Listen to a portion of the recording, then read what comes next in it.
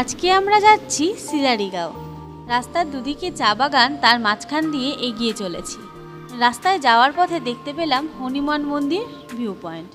এই ভিউ পয়েন্টে গিয়ে আমরা দেখতে পেলাম একটা ছোট্ট হনুমানের মন্দির, আর পিছন দিয়ে বয়ে চলেছে একটা খুব সুন্দর নদী। আর এরপর আমরা করে নিলাম ব্রেকফাস্ট। যাওয়ার পথে আমরা ব্রেকফাস্টটা করে নিচ্ছি, কারণ আমাদের যাওয়ার কথা ছিল NH10 ধরে, কিন্তু NH10-এ একটা প্রবলেম হয়েছে, মানে এক ধস নামার জন্য কালকে রাত্রে NH10 এখন পুরোপুরি বন্ধ। আমরা আজকে লাভা হয়ে যাচ্ছি সিলারিগাঁও। যাওয়ার সময় আমরা রাস্তায় একটা হোটেলে ব্রেকফাস্টটা করে নিচ্ছি।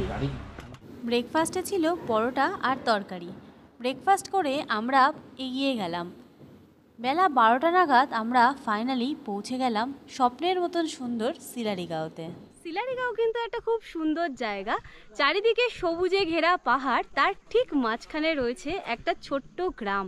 আর এখানকার ওনার মানে যেখানে যারা লোকাল আছে তাদের কাছ থেকে জানতে পারলাম এখানে কিন্তু খুব কম সংখ্যক ফ্যামিলি নিয়ে বসবাস তারা করে, আর তাদের এখানের মেন যে বিজনেস সেটা হলো হোমস্টে। আর এখানে কিন্তু প্রচুর হোমস্টে রয়েছে। আমার পিছনে যেগুলো দেখতে পাচ্ছ এগুলো কিন্তু সবকটাই হোমস্টে।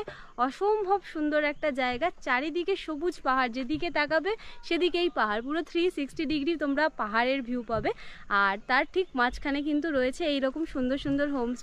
যদি একদিনের জন্য তোমরা আসতে চাও সেটাও আসতে পারো, কিন্তু অ্যাকচুয়ালি সিলারিগাঁওকে কিন্তু বলা হয় গেটওয়ে অফ সিল্ক রুট। মানে যদি কেউ সিল্ক রুট যেতে চাও তাহলে কিন্তু তাদেরকে ফার্স্টে এই সিলারিগাঁও হয়ে যেতে হবে। তো একদিনের জন্য এই সিলারিগাঁওয়ে তোমরা স্টে করতেই পারো।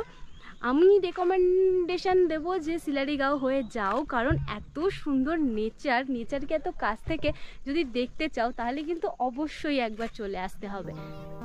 সিলারিগাঁওতে আমার হোমস্টে ছিল গোল্ডেন অ্যাপেল রিট্রিট। এই ট্রিপটা কিন্তু আমি করছি ট্যুর কিংডম প্যাকেজ ট্যুরের সাথে। আমি সবসময় প্যাকেজ ট্যুরটাকে বেশি প্রেফার করি, কারণ তাতে কোনো হেডেক নিতে হয় না। রুমগুলো কিন্তু বেশ বড় আর পরিষ্কার ছিল, এখানে 4 জন ভালোভাবে থাকতে পারে। এবার আসি দুপুরের লাঞ্চে ছিল ভাত, ডাল, আলু ভাজা, ডিমের কারি, আর সবথেকে বড় কথা 1 বালতি কিন্তু ডাল দিয়েছিল।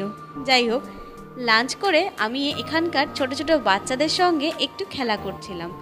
এই হোমস্টেটার সবথেকে প্লাস পয়েন্ট আমার যেটা লেগেছে সেটা হলো একটা ফ্যামিলি এমবিয়েন্স তোমরা এখানে দেখতে পেয়ে যাবে।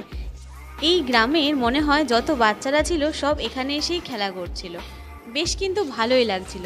হোমস্টেতে থাকলে এই একটা খুব ভালো লাগে যে পাহাড়ের মানুষের সঙ্গে কিন্তু একদম মিলেমিশে একাকার হয়ে যাওয়া যায়। আর এই দেখো এখানে আরেকজন আমাদের জন্য বসে আছে আর একটু আদর খাবে বলে। আর দেখো ওই দূর থেকে আরও একজন আসছে, ওনারও চাই আদর। ওনারা কিন্তু মানুষ খুব ভালোবাসে, কাশ আমি ওদেরকে বাড়ি নিয়ে যেতে পারতাম। যাই হোক, সারাটা দিন এই বাচ্চা কাচ্চা আর এই 2 কুকুর এদের সঙ্গে কিন্তু বেশ ভালোই কেটে গেল।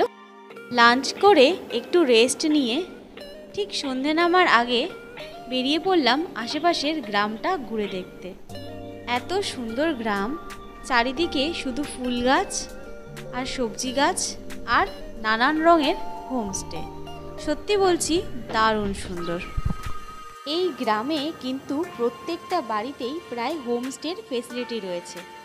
সত্যি বলছি খুব সুন্দর এই হোমস্টেগুলো, ম্যাক্সিমামটাই কাঠের বাড়ি। দারুণ ব্যাপার না? আরেকটা দারুণ ব্যাপার হলো এইখানকার পরিবেশ।